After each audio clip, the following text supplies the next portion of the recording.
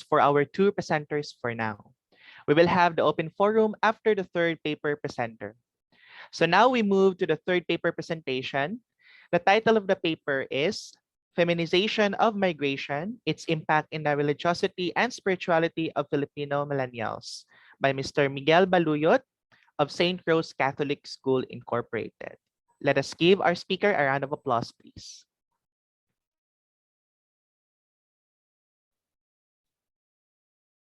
Mr. Baluyot, please take the floor. Thank you and good afternoon. So today I'll be discussing my paper, Feminization of Migration, its impact on the religiosity and spirituality of Filipino youth. So let me give first the background of the study.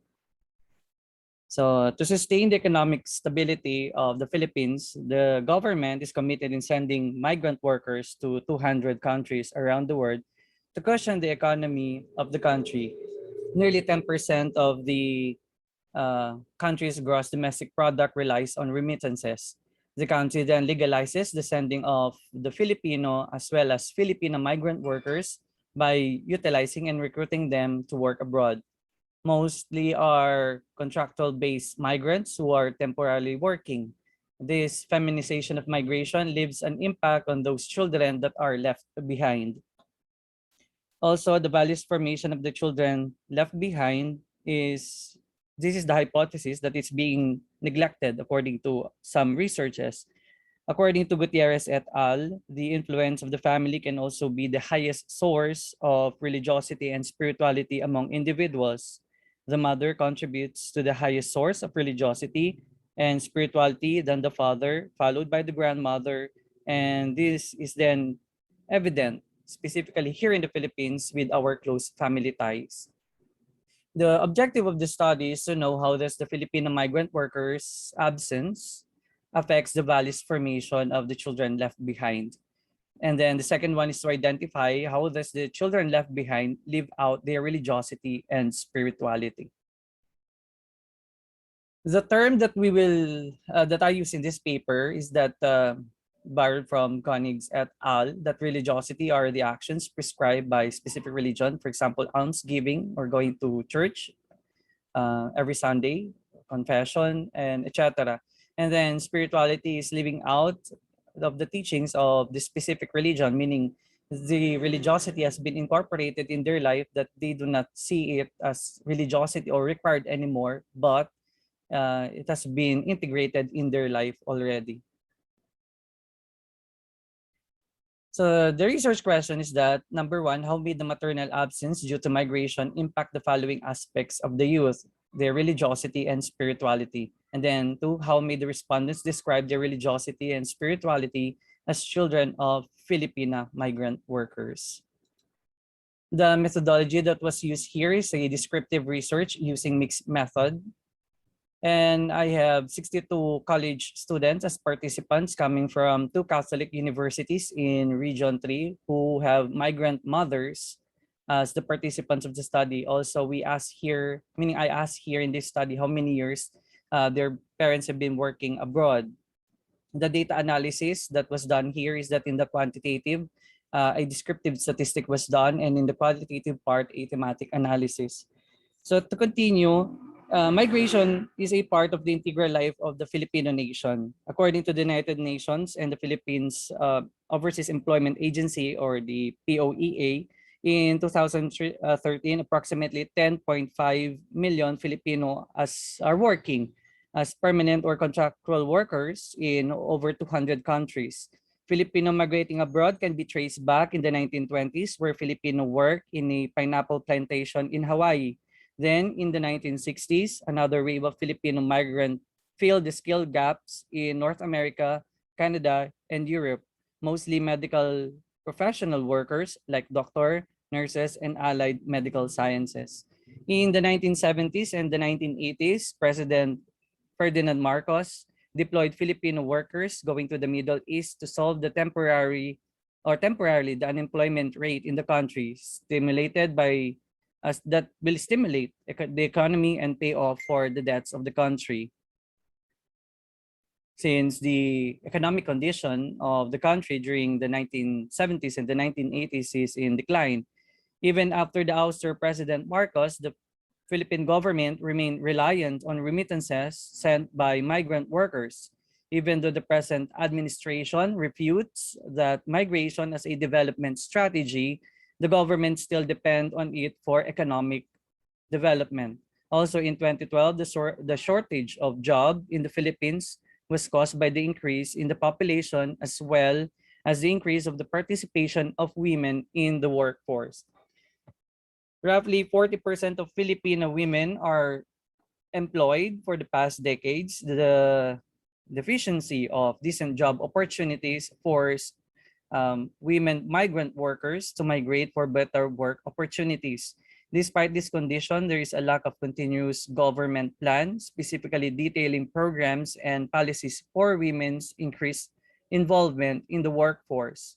While economic reasons may be vital for migration, government sponsor overseas engagement and historical legacy of women's mobility and global economic reorganization welcome women's migration. In addition, gender ideology and gender practices in employment and deployment procedure in both destination countries and the Philippines likewise cause migration. Women who were suffering from the effects of poverty in the Philippines saw the rising job opportunities in service sectors in the Middle East to alleviate poverty and stated to migrate overseas in a growing proportion. So when I asked the students about the impact of um, the migration of their mother, these were the answers of the participants.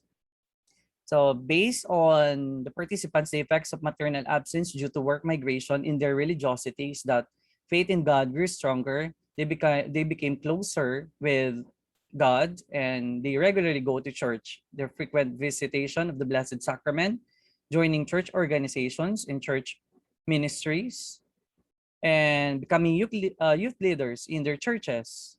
And also for Catholics, praying the Rosary. In terms of the effects of maternal absence, since their spirituality is helping the poor, taking care of themselves and others, specifically their families. They allowed to see their purpose in life, motivated them to study harder, motivated them to become a better person. And then they also assisted their parents in terms of financial budgeting by becoming scholars or working students. And it taught them to become responsible. It also helped them to understand other people better and became more mature as a person. So generally, the impact of the work migration has a positive outcome in the religiosity and spirituality of the so-called children left behind. According to Vanessa Tobins in her presentation in the International Conference on Gender, Migration, and Development of UNICEF, she said that the growing feminization of migration has complicated the situation as it implies a redefinition of the economic role of women in the society and within the family as well. Yet, according to Melanie M. Reyes of Miriam College, that children have perception and acceptance in migration in their mother. Adolescents accordingly have either resentful or receptive approach with their mother's migration. In terms of the religiosity of the children left behind, several studies conducted have revealed that there is no significant difference in terms of the behavior, attitude, and values between children of non-migrant workers and migrant workers, or meaning non-Filipino migrant workers' children and Filipino migrant workers' children. Values and spiritual formation is given and take charge by the caretakers, but the inspiration given by their mother has greatly impacted them. Thus, the religiosity of the participants emphasize the importance of their participations or their relationship in God, and they acknowledge their mother as the model of their faith. So, most of the participants here says that they see their mother as the model of their faith. Also, emphasizing their frequent visitation to church, and for Catholics for in the Blessed Sacraments to pray, since according to the participants, the absence of their mother caused them to have deep faith in God. Thus, the participants also manifest their faith in joining religious organization or ministries in their respective churches. Also, drawing their strength from the Word of God sustains them as the same. This is also supported by the study conducted by the Catholic Bishop Conference of the Philippines that the children left behind, that their relationship with God is primarily important. So migrant workers, Filipino migrant workers' children prefer praying, doing good to others, and reflecting the Word of God as a form of religiosity and spirituality, according to the same study. So spirituality of the children left behind, the total well-being of the Filipino migrant workers' children is definitely fine and almost the same as non-migrant workers' children. In the study conducted by Batistella and Conaco, children of migrant workers manifest poor adjustment and slow psychological development. However, strikingly, another study disapproved such claims that migrant children have already adjusted socially due to strong family support with their caregivers at home and with their friends. The participants in the study showed that they have socially adapted and have become sensitive towards others. According to them, the participants still manifest respect towards the elders. Example of this one is the pagmamano, saying po and opo, by being cautious towards their words and actions, being accountable and responsible for their words and actions, and respecting the opinions, race, sexual orientation, religion of other people. Also by showing respect and understanding towards their fathers and their siblings. Moreover, participants manifest independence and responsibility through helping in household chores, studying hard, and being scholar or working students to help their parents in financial status. The same results were observed by Pereñas in her study that children of migrant workers manifest responsibility at home and manifest responsibility and independence. Yet the most notable result is that the love and respect the participants for their mother. According to them, aside that they see their mother as the model of their faith, their mother's sacrifices for them taught them to love like her and that their mother working abroad is a sign of her genuine love. Also, no ill will to their father's decision of going abroad was manifested. The strength of family relationship, particularly the children's closeness to their parents, is reflected in the children's choice of their parent as role model. In conclusion, the impact of the Filipino migrant workers' migration on their children has sounded very positively. Seen as a model of their faith by their children, their examples and lessons imparted to their children remain being reinforced by independence and responsibility of their children to their mother's absent, clearly manifests that faith and their relationship with God remains the most important. The Filipino migrants' children, faith is not static but dynamic, reflected in their attendance in church services, praying, attending cell groups, and reading the scriptures. The youth expresses their religiosity. Also, the faith is lived out by being responsible child at home and at school, that they manifest care and sensitivity not only for themselves but for others, thus loving more their mother because of the sacrifices for them, that they are also taught to love and care like their mothers, in the end seeing the purpose and meaning of their life through the sacrifices of their mother working abroad. What is the implication of this in philosophy? So the values are very basic and fundamental beliefs that guides and motivates our attitudes or actions. It encompasses all branches of philosophy, like moral philosophy, social and political philosophy, aesthetics, and sometimes feminist philosophy and philosophy of religion.